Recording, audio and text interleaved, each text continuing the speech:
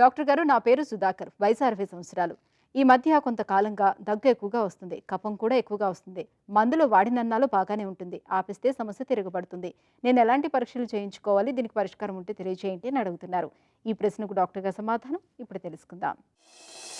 So దగ్గు అనేది ఏంటంటే మనకి బాడీలో మనకి ఒక గిఫ్ట్ లాంటిది అనమాట. ఒక రకంగా చూసుకుంటే it is like A protective reflex. అంటే మనకి బయట నుంచి వచ్చే ఇన్ఫెక్షన్లకు కానీ, దుమ్ముకు కానీ, ఇరిటెంట్స్కి కానీ, డస్ట్కి కానీ, వీటన్నిటికీ ఏంటంటే మన బాడీని ప్రొటెక్ట్ చేయడానికి ఈ దగ్గు అనేది క్రియేట్ చేయబడింది. ఇది ఫోర్స్తో మనం బయటికి దగ్గినప్పుడు ఇవన్నీ లోపలికి వెళ్ళకుండా హెల్ప్ అవుతుంది అనమాట.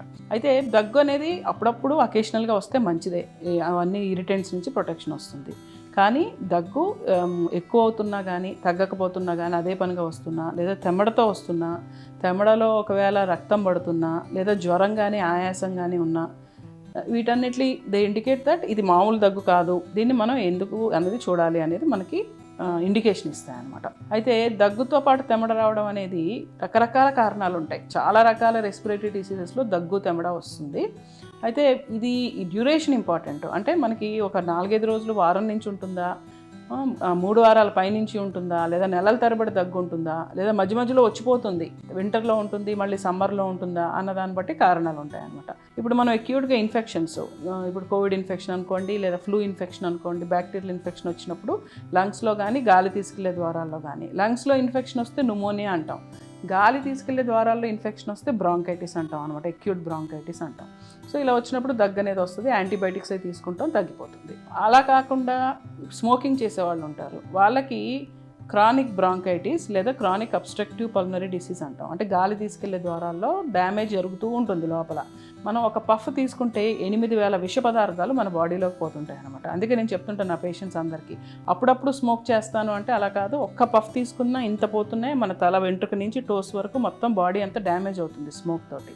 సో దానివల్ల బ్రాంకైటిస్, అప్పుడు కూడా కాఫ్, ఫ్లెమ్ అట్లా సంవత్సరంలో 2-3 నెలల పాటు రావడము, అలాగా డిటీరేట్ అవ్వడం, మెల్లగా ఆయాసంలోకి దిగడం ఇట్లా ఉంటుంది. ఇది స్మోకింగ్ వల్ల జరుగుతుంది. అట్లాగే ఆస్తమా అనేది కూడా వెరీ కామన్ డిసీజ్ మనకి ఇండియాలో.